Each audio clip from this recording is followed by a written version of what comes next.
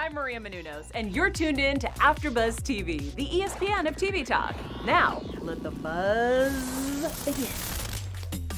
What's going on, ladies and gentlemen? It's another week of Insecure on AfterBuzz TV. We took last week off because it was Memorial Day, and who's trying to pay holiday pay right now? Come on, we're in the middle of the pandemic. So we are back this week to cover 2 episodes, low-key trippin' and low-key happy. And I am high-key excited to see 3 individuals who I've never met before, but at this point in time, I could use a drink with all 3 of them. So whenever we get back together, we definitely need to turn up. I'm McCall Hall. You can find me on social media at McCall Hall of Fame. And I'm going to let Mia introduce herself and kick it to our other lady of the hour, and we'll end it off with our honorary Lawrence Hive. What's up, everybody? It's Mia, and I am so excited to be here as always. I'm glad we ended off the season on a note I personally like to see, so feeling good. Hey, y'all. This is your girl, Carla Renata, aka the Curvy Film Critic. It is good to be back, and we got lots of things to discuss. And I am the captain of the Lawrence Hive. I'm Kenneth Ware. We missed everyone last week. Everybody was hopping on the Instagram and the comments like, what happened? What's happening? But we're back. Hello. So it's good to be back and to talk about this episode, which I think lifted everybody's spirit. So let's go. Lifted our spirits, but lift every voice. We just want to say, first off the bat, we would be a little remiss if we did not acknowledge the fact that we have a social media conversation, an international conversation. We have a conversation right now that is going on around us, and we want to make sure that you all know that AfterBuzz and our live chats are a platform for us to talk about just about everything. I want to say that I am truly sickened by the murder of George Floyd, and I will allow the rest of our co-hosts to share their thoughts and condolences regarding the matter. But we just want you guys to know that these topics and some of these issues are going to come up for probably the remainder of this season. So we just want to give you guys a heads up that we are very much feeling the pain that's going around internationally, and that we want to be a platform to help voice your guys' thoughts, prayers, and concerns. So if anybody else wants to chime in regarding that matter, feel free. I would like to say that I echo everything that you said, McCall, and I want to put this addendum on it. I'm tired. I'm exhausted. As a Black woman in America, I'm tired and exhausted. And I feel like Black people in general are experiencing a pandemic within a pandemic. There's a way to protest. The protesting does not involve looting. That is counterintuitive to what we are trying to accomplish.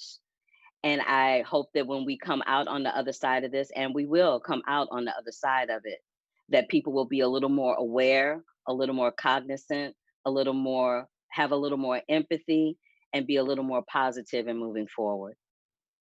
Absolutely. Thank you so much, Carla. To her point, yeah, we're tired. I didn't want to be the first to say it, but hell, I'm right there with you. I'll give you all the ditto fingers in the world. We are absolutely tired, but to Carla's point, we do feel very confident that change will come. Anybody else? I'll just echo those same sentiments that just listening to not just Black voices around the country, but just voices around the country that everybody is tired of being sick and tired. Talking to my grandmother, just different generations, and it's just the same thing over and over. So I'm not a fan of the looting and those things that are happening that are counterintuitive, as you said, Ms. Curvy Critic. But wanted to see that change. Like we talk about this, but what's actually going to happen? We know that the Black community was most affected by the coronavirus. Where's that stimulus for that, or what things are happening? We know that George Floyd was killed by this cop, and that these things happen over and over again where we don't even have a video, but where's the policy? Where's the change? We talk about it, then it's done with. So people have the time. We have a coronavirus vacation, and people have the time, and people are out there, and voices are being heard. So hopefully we see change moving forward. Yeah, I'll be the fourth to say that I am exhausted. It's just frustrating because this is absolutely nothing new for us. Before the show, we were talking about how it's cyclical. And this is just our generation's version of it because, we're all sort of like the same ages here, same range millennials. And it's just, it's not our job to fight as the Black community, but I have to say, I have seen more allies step up than ever. I am happy to see it in a time that's so dark, and it's just really, really good to see people out there supporting us and actually taking action and not just speaking to it. Because I'll be the first to say that I do think social media is important. I mean, we've seen it through this pandemic. We've seen how Zoom is connecting us. We're doing shows right now with social media technology. So for people to say, don't just post about it, that's not anything, it is something. So if you have a platform, if you have 5 followers, you should be speaking about this. I think it's very important. It's only a start, but it's very important. So I went to a protest in DC yesterday, a peaceful protest during the day, and I felt a pit in my stomach all week. But seeing the amount of people there, the range of races, colors, backgrounds, religions that were literally showing up with signs saying, I'm here from this community, but I'm here for you, was powerful. So I do feel hopeful, and I'll know. Absolutely. And I believe the Curvy Critic has one last thing to say before we hop into the episode. Just to round it all out, the best way that we can come out on the other side of this is to exercise our right to vote. Because as the last of the armchair activists, I know that my vote counts and that my vote matters. And so does yours, so does yours, so does yours, so does everybody's vote that's watching this. So the best way to instigate and institute change in the midst of what we're going through is to make sure you get out and vote, not just for president, but for judges, for assemblymen, for congressmen, for senators, for governors, anybody that is in charge of legislating on your behalf. You have got to get out and vote. That is the only way in this country, as a citizen of the United States of America, that you can institute change. That is the only power you have. Well, not the only power, but one of the strongest powers you have is administering your First Amendment right. And now I'm off my soapbox. You can stay on your soapbox. We don't have a problem with that. But thank you all for making a few statements and sharing your words. I will also say, to Mia's point and to Carla's point, platforms, allies, and voice is very important. I just want to say thank you to AfterBuzz TV. We've had conversations with our management, and they are fully supportive and encouraging of us to use our voice and adopting their platform to get more messages out. So we do appreciate AfterBuzz TV for allowing us to share our true, authentic feelings right now. So let's get into 2 episodes. First episode, Low Key Trippin'. I'm going to fast forward through a lot of what happened. I think we all pretty much have seen it. We've had 2 weeks now to digest it. Molly and Andrew go on a couple's vacation with his brother, who I don't think they've ever met, and his wife. That episode brought up a lot, but just off of first gut reaction, what did you guys think about Molly's interaction with the brother? And did you guys have any fears for what was going to happen? Because when they got off of the plane and met them, I said, oh, this is going to be a long episode. Anybody have any thoughts about that? I will just say the episode was called Low Key Trippin', and I think they were low key tripping for even putting this episode out. I did not care enough about Molly and Andrew to see them on basically a Molly spinoff. I could have done like 5-10 minutes of it, but when it got to I looked at the time, I'm like, man, it's only 5-10 minutes left. It's gonna be the whole episode. Is Molly and Andrew. Okay. We just had the biggest, one of the biggest fights in this series. And then the next episode is this vacation with your boo. Said, okay. All right. So I think they were low key tripping for this episode right after that. And that's all I'm gonna say on that. Y'all can handle the other part. Okay, I'm a piggyback on that. So I think what Insecure has always done very successfully is when something happens like this, they always show us what's happening while these 2 people are having this conflict. So yeah, it kind of was a Molly spinoff. I'll give you that. It kind of was. But it was good to see what she was doing, how each one of them were both handling the situation. So I kind of enjoyed that. And I kind of enjoyed the fact that, we got to see her what actually happens throughout the course of a relationship with Molly. Because Molly has been used to, like shutting folk down, cutting folk out. So we actually got to see how she manipulates and maneuvers within the course of a relationship to see why her relationships work or why they don't work.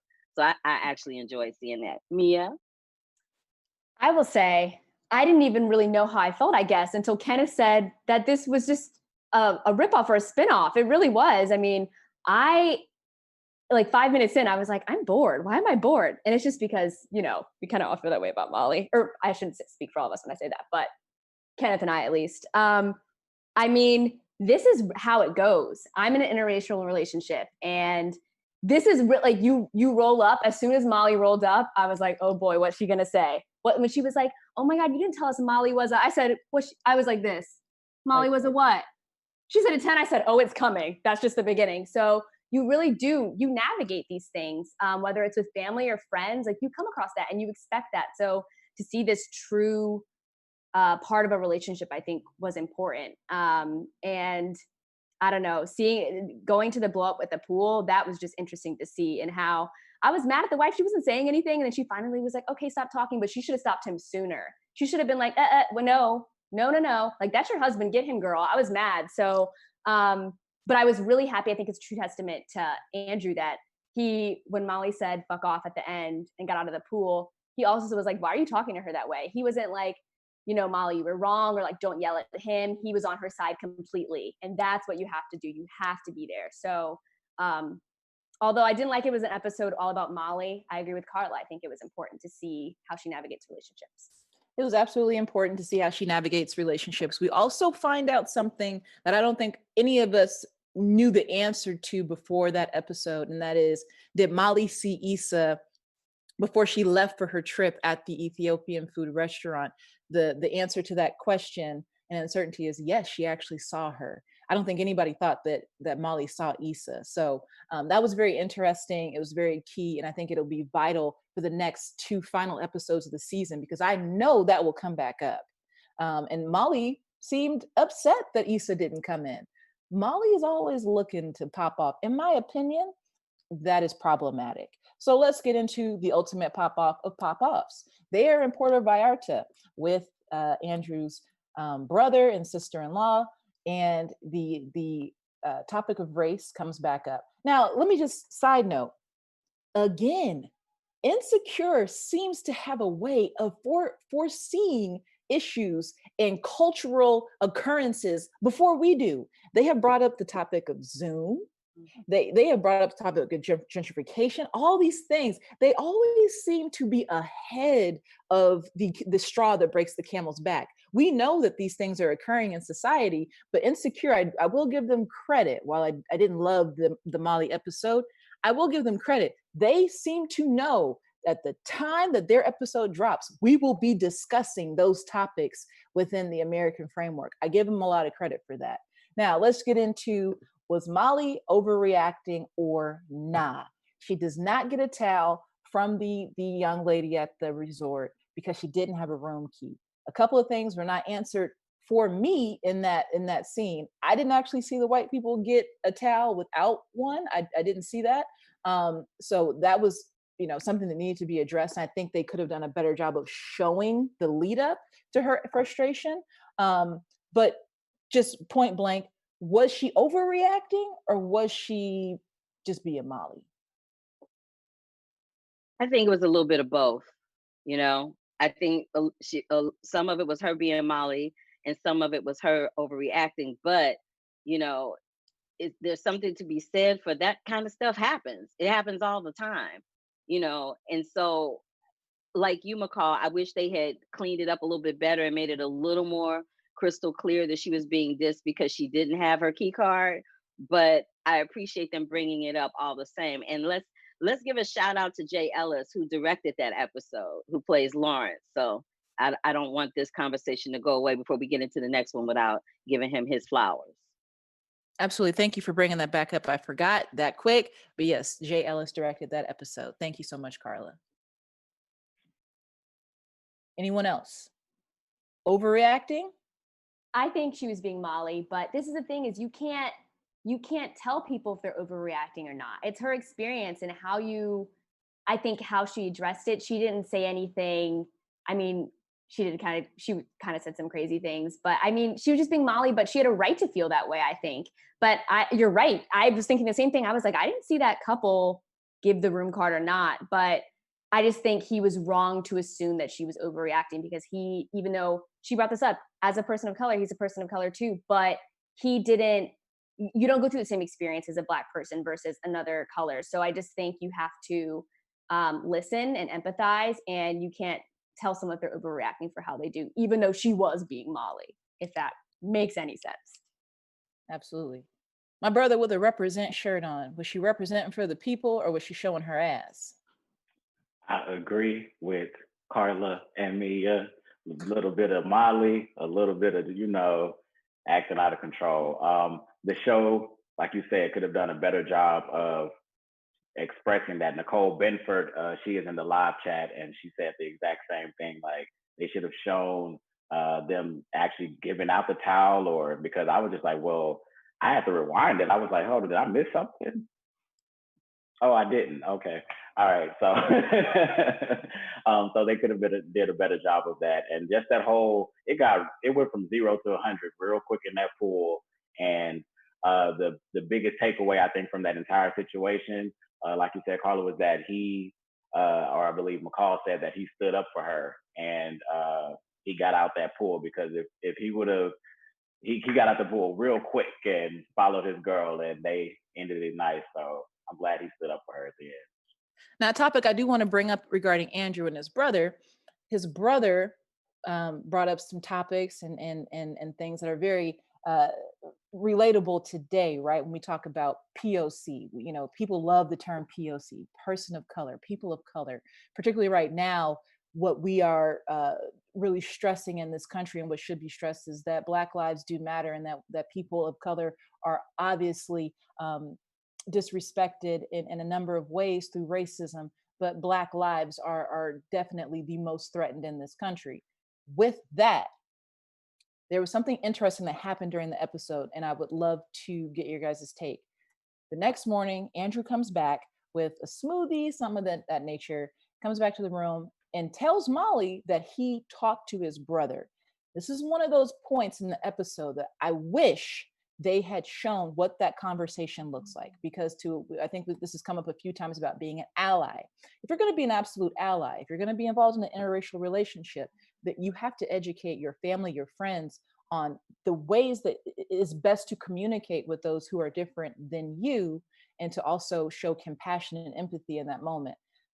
Do you guys believe that he actually had a conversation with his brother about how wrong he was? Or just even just a conversation, right or wrong, doesn't matter. But do you guys actually think he had a conversation, or was he just saying that to Molly to ease the tension? He seems like a man of his word. I think he really did have a conversation, but how that conversation went, if he actually called him out, or if he was like, for what he said, like the problematic things that he said, rather than just being like, yo, don't talk to my girl like that. You know what I mean? There's a difference. You have to point out what they actually said that was wrong. And so I don't know if Andrew did that, but I do think he had a conversation either way, saying like, not cool. So. Yeah, I would need to see that conversation, because I don't think we know Andrew well enough. We're still getting to know Andrew and the type of person he is. And this was our first time being introduced to even his family. So we're still getting to know Andrew. So I don't know. He might have just said that to be just, make her feel comfortable and not ruin the remainder of the trip. So that was I think he said something, because if he lied and said he said something and he didn't, then the next time she saw him, she might have said something to him. And if he lied, then that would have been a whole nother situation. So I believe they had a conversation, but who would have understood what they said anyway? Because when they met initially at the beginning of the episode, they were speaking in another language. And Molly was looking at them like, well, what the hell? Hello? Good point. Oh, and let me give a shout out to my girl who played Andrew's brother's wife, Camille Chen. She played his wife. So, hey, Camille. You did it. So my take on that is a couple of things. Number one, just production value. I wish they would have shown that conversation, because those are the conversations that we are talking about right now that need to be had in our nation. How do allies talk to their counterparts? I wish they had gone into what was actually said in that conversation. It would have been a wonderful learning opportunity. But I also find it interesting that Andrew has conversations with a lot of people without Molly being around, and doesn't seem like he feels the need to make her aware beforehand or bring her into those conversations. Do you guys see that as being an issue long term for their relationship? Because it's just something I pick up on. He has side conversations with Issa. He has side conversations with his brother. What do you guys think that's about? I would say they probably just still. Everybody's like, yeah, McCall, you're reaching here. No, we're still. No, I would say, I don't know. I think we just don't know enough about Andrew's character. Like, he's getting a lot more screen time. So we're still seeing his relationships unfold. So this was a good insight into how he does handle his brother. There's obviously issues with the sister, and there was a little shade thrown back and forth. So we're still, getting to know Andrew and how he handles the people around him. So we're just still getting to know him, I would say. Fair, all fair. Well, last thing I'm going to say before we head into the next episode, just best practice. This is just my personal opinion. If you are in an interracial relationship, do not introduce your significant other who happens to be a different ethnicity and race the first time on a vacation. Do at least a dinner before you guys leave so you can figure out what the vibe is going to be. That to me was poor planning, but that's just me.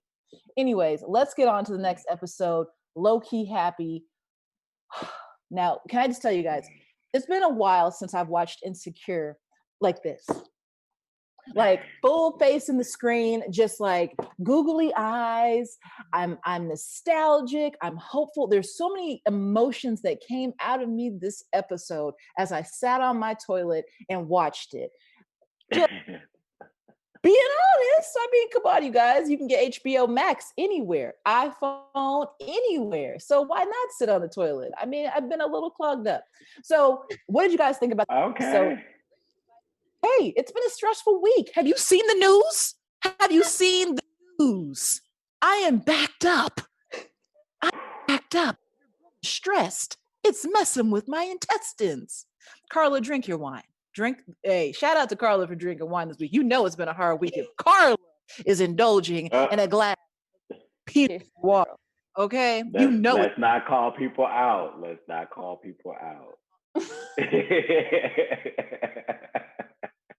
As we all drink. Guys, just first reaction. What did you guys think about the episode? I love to see it. I love it. We all collectively said we love to see it. Period. Black love at its best, baby. It was Black love. It's one of the things that made us fall in love with Insecure and the characters in it in the first place. And shout out to Natasha Rothwell, who wrote the episode, who plays Kelly. She wrote this episode, yo. So yeah, I was all about it. But what I wasn't all about was old boy falling back into them. Like for both of them, excuse me, they both fell into those old patterns. She fell into that pattern of, let me just hit that one more time. And he fell into that pattern of, let me just talk to this girl behind her back one good time. I'm like, can y'all just like come together, like complete honestly with your draws down just one time? I just need for that to happen just once. With the draws down? It's a term of, it's an expression. So when you letting it all hang out, when you are being completely honest, no hold bars, it's like having your draws down. Because when your draws are down, you can see everything. Including Insecure on HBO Max on your iPhone. You better be giving them a commercial. Take a shit and watch Insecure. Oh my goodness. Mia, what's going on? What did you think about the episode? Well, to piggyback off of Carla, I agree, because let me tell you, towards the end, I was so happy this whole episode. Like you, McCall, I was really on the edge of my seat, and I loved this one. Shout out to Natasha. She wrote an incredible episode. The dialogue was so real and rich. I loved it. But by the end, I was like, shit, are they gonna do anything about this? I was like, I feel like I'm watching Molly and Issa out here like, well, I might get back together with her, or I might go home. I'm like, say what you feel. How old are we? Like, I'm just a very direct person too. I'm really nice, but I'm direct. So like, I'm sitting here wondering why they're twiddling their thumbs. I'm like, can't you feel the energy between you? So I don't know, but I just love seeing them around each other. It just feels so natural, and their chemistry as characters, as actors, it's so good. And I loved what Jay Ellis said, Claire Lawrence in the show, but when he was like, there's no eggshells, like we know each other. Like, let's not do that tonight. I was like, oh my gosh. But they are, in a way, they're getting to re-know each other. They really are. They're completely different people. And in these conversations, we saw that. Mia, the point about their chemistry, as soon as the episode starts, you see Issa do what Issa does best, be an awkward chick. She falls and busts her tail inside the restaurant. But Lawrence knows her so well, he knows, play it down a little bit. Don't make it overly awkward. He knew exactly how to go help her ass up. And I was like, this is why they need to be together, because no one understands her level of awkward like Lawrence. Kenneth, Ware, what did you think? It was a beautiful episode, and just during these unnerving times, like I said, it lifted my spirits. I know it lifted other people's spirits just to see that, like you said, McCall. I mean, we weren't on the toilet, but other people were watching it like this. But it really lifted my spirits. And I mean, art is necessary in times of despair, and that was just a beautiful episode. So it was a brief moment of watching the screen, HBO Max, and not seeing all the chaos that's happening. But yeah, it had such a feminine energy. So when the credits are rolling, I was like, okay, Natasha wrote this, Ava directed this. But it was just like, it was watching them like go on a first date. Like, I wish we would have started the season, like seeing them start here. I'm like, okay, I like this couple. How we were introduced to them, I was like, okay, yeah, they're in the past. But seeing them reintroduced, they both kind of got it together, that know where they're going. I was just waiting for that build up. Like, let's get it. Like, come on, let's go. Let's go. Remember the movie The Little Mermaid? Yes. Kiss the girl. That's what I was thinking the whole episode. I was feeling like damn Sebastian the whole episode. I'm like, can y'all just make out now? Golly. Now I want to go back to the restaurant. Carla, you all right? Oh, I thought she'd had too much wine and she had fell out.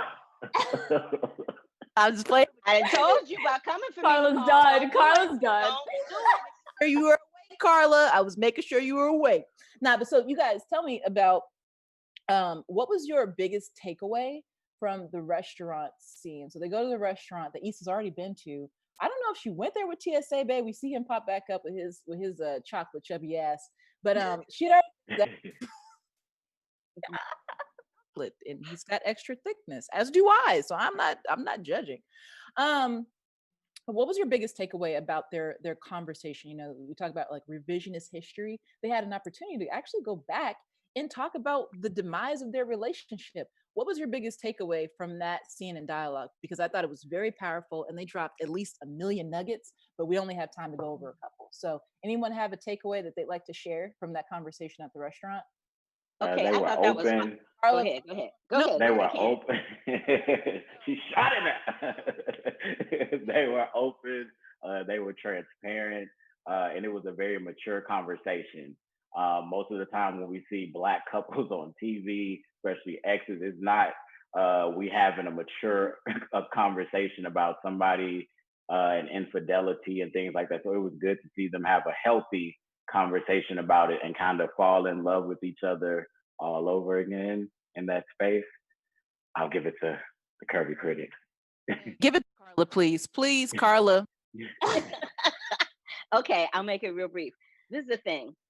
It was, like Ken said, it was a very transparent conversation. And not only do we not see that on TV, but we don't see that in real life.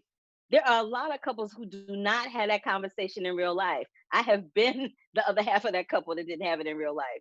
So it was nice to see from a male point of view, so to speak, i.e. Natasha, what that conversation would sound like from a guy's point of view. You know what I mean? I never thought about, because there was a moment where he said, every day when I would wake up and watch you go to work, knowing I had no place else to go, it just made me blow it up because I felt like, okay, then this way I don't have to take responsibility. That was real. And that was the biggest takeaway out of that conversation for me. Yeah, I think piggybacking off of you, Carla and Kenneth, I think the biggest takeaway is ownership, because we saw them both own their shit. They literally were like, this is what I did wrong. This is what you did wrong. They both took part in the devising of their relationship, where usually people are just pointing fingers. Like, they're like, this is what you did, you did, you did. They were, instead we're like, this is how I feel and this is what I did. And as long as both parties do that, I think things can be reconciled a little, as we see. But I think it was just so good. I don't know if anybody else felt this way, but I feel like Lawrence was so intuitive. And now it makes sense that Natasha wrote this, because he was actively inquiring. Like, he was reading the room that was Issa. Like, he was like, when she walked in, like I said, when he was like, we're not going to walk on eggshells tonight, he sensed that she was like guarded. And then later on, when he was like, you good? Like, you actually mean what you're saying right now? Like, I think that's important, and people don't do that. So Natasha just write every conversation like this. In reality, fictionally, I don't care, because it was good insight. Every time I get in a fight with my boo, I need to call Natasha. I want to just piggyback on Kirby Critic. Yes. Carla, you made a comment in your take about not having these conversations and how vital they are. You know who really needed to have that conversation? I wish they would have. From the last episode, shout out to Kim Fields, who was playing the crazy divorcee. She clearly did not have this conversation with her ex-husband, whatever, Charles or whatever his name was. But you know what? She's finding her happiness now on day 3. Damn it. But here was my takeaway from that scene in that episode. Issa actually did the dopest thing I don't think anybody picked up on. Issa shot her shot. Issa shot her shot at that restaurant because she acknowledged, I have evolved. You know what I mean? Like, I have my own spot. I'm growing. I have a career. I have all these good things going. She said, you're missing out. She did. You guys remember when she said that? She basically alluded to the fact, like, hey, I'm a prime picking right now. She shot her shot at the restaurant. And I thought that was very subtle, but very good. And also something that I don't see Issa doing a whole lot, being that confident in who she is to really say that. And I thought that was a moment of growth that was understated, but very much overstated. So let's move on to Art Walk. First of all, have you guys been to Art Walk? Yeah. Oh, side note, where's my wine? She pulled it out, y'all. First of all, I've been on 2 first dates and they started at Art Walk. Art Walk is a great date night experience. Art Walks happen in a lot of major metropolitans. We have an excellent one in LA. So I do encourage you guys, when we are out of this thing called coronavirus, get your ass downtown to the Arts District and go to Art Walk. It's really dope. But one of the things I want to say about Art Walk, perspective got brought up. So remember when they were looking at the paintings and like, what does this tell you? What does this tell you? What friend does this remind you of? Talk about the importance of understanding perspective. And do you guys think that they have a better understanding of each other through looking at art?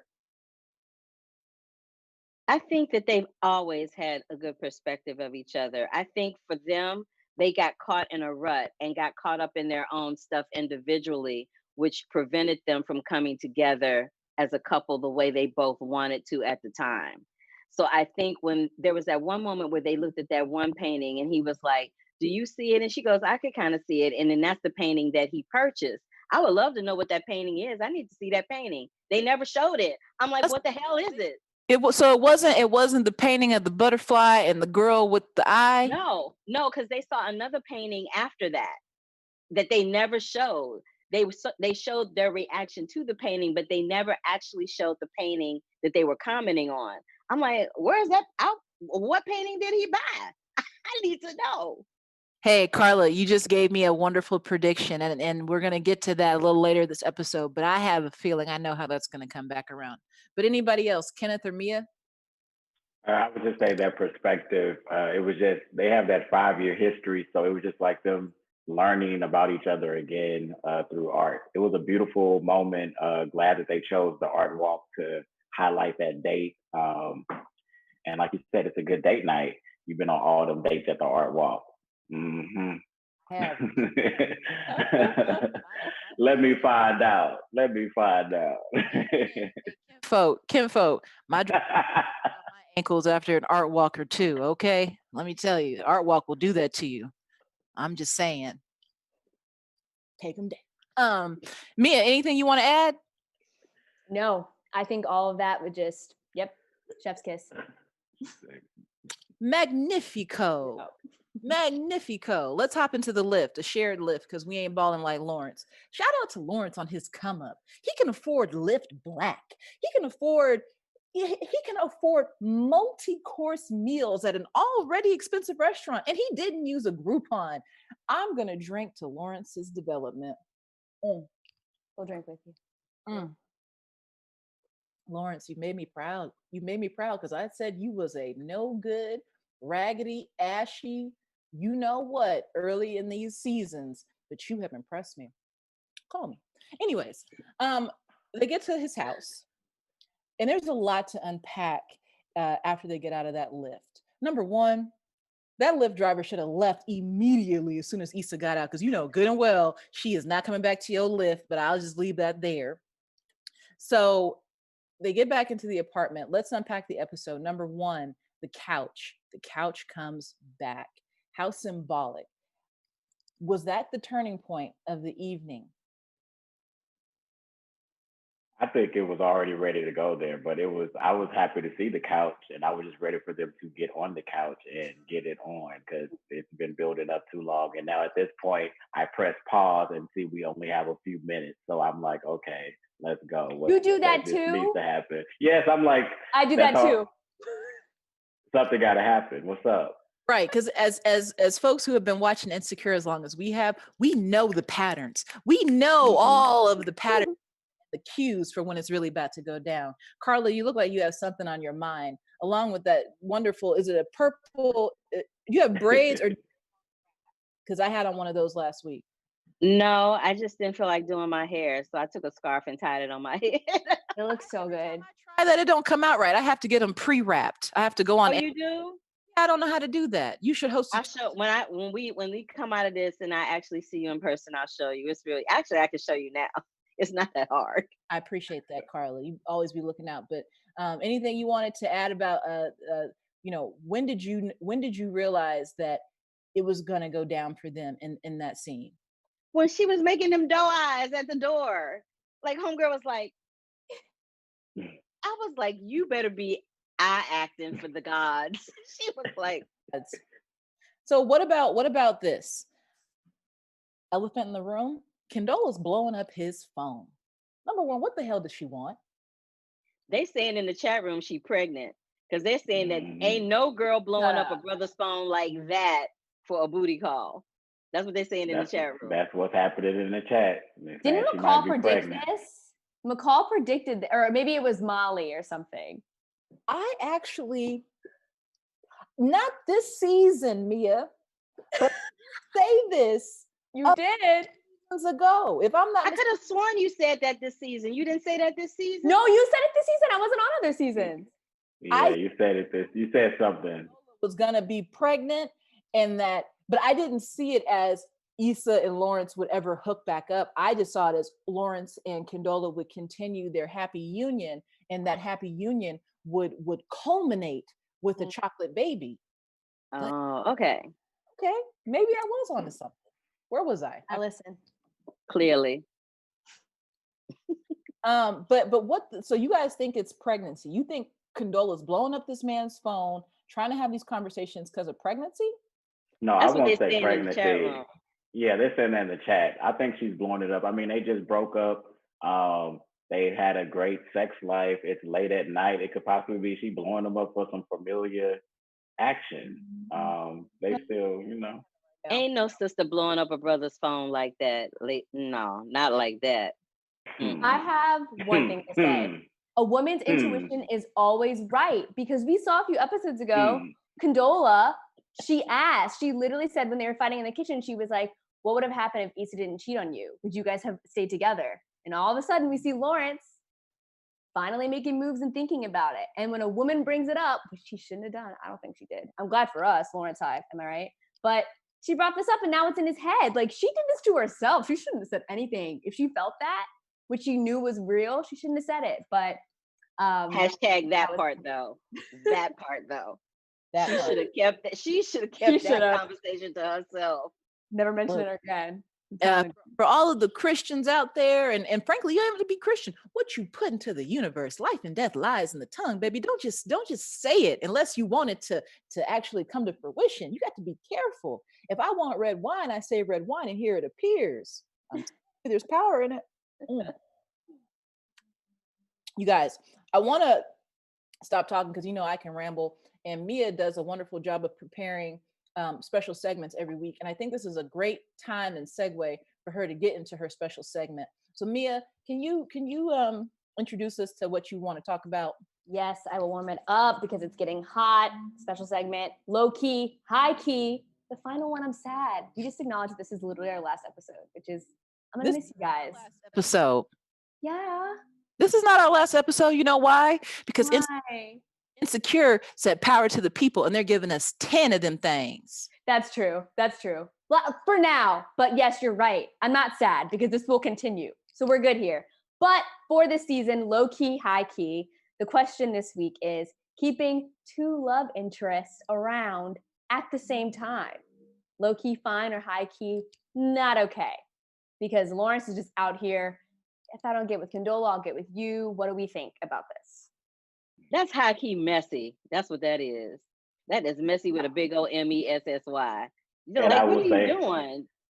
yeah, high key, nobody business. Kenneth Ware, the lone guy and president of the Lawrence Hive. You don't see an issue with that at all.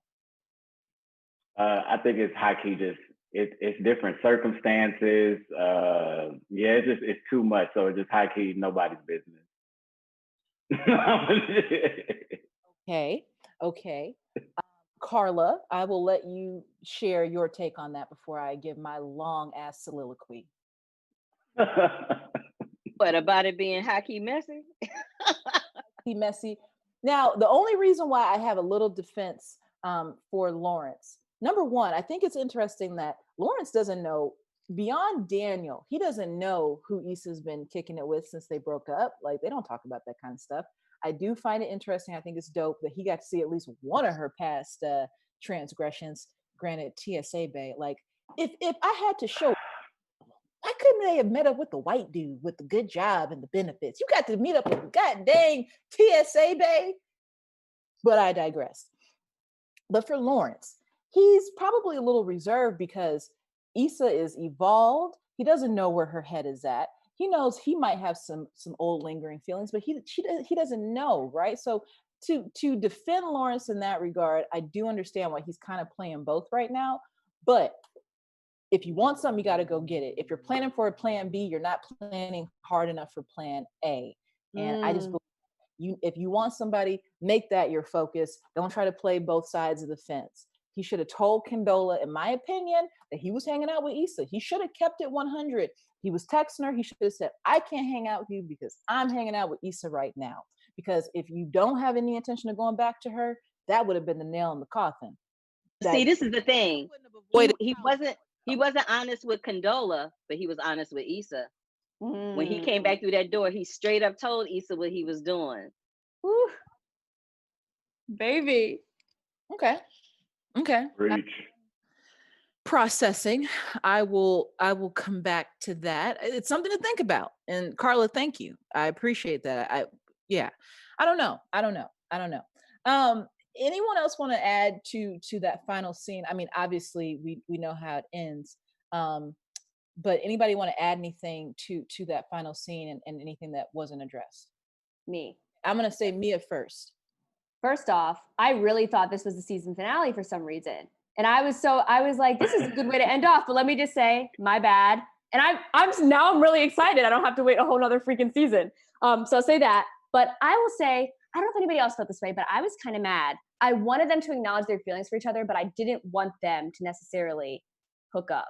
So that was my feelings on it. I'm happy it did though, because I stand Lawrence and Issa, but I don't know. How did you guys feel about that? Mind you, this was not the first time they've hooked up post breakup. As you guys remember, I want to say it was maybe end of season 1 or early season 2. They hooked up on that raggedy couch. So this isn't the first time. But hooking up with your ex, it can go a number of ways, and we still have 2 episodes to see how that will go. Kenneth Ware, this is something. Kenneth Ware, you've done that before. Say it now. Say it now. So I wasn't talking about that. I forgot what we were talking about now. I lost my. I forgot what we were talking about. You sound like some of our folks out there in the country who are very selective about what they remember. Kenneth, step your game up. Come on now. Oh, no. So have I hooked up with an ex? I don't have a problem saying that. Yes, I've definitely hooked up with an ex before because it's familiar. So yes, definitely. Has that ever led to a rekindling of a relationship? Yes, it has. And then the fire was put back out immediately. Oh, okay. Like fire extinguish, block. Yes. Hell from Shouldn't have did that. Shouldn't have done it. It was not a Lawrence and Issa situation. No. Hey, blame it on the alcohol? But cheers to that person. Blame it on the goose. Blame it on the goose. I think this is a wonderful opportunity for us to segue into our weekly predictions. So AfterBuzz TV, let me get some prediction music. Go with my wine. And now, your AfterBuzz TV predictions.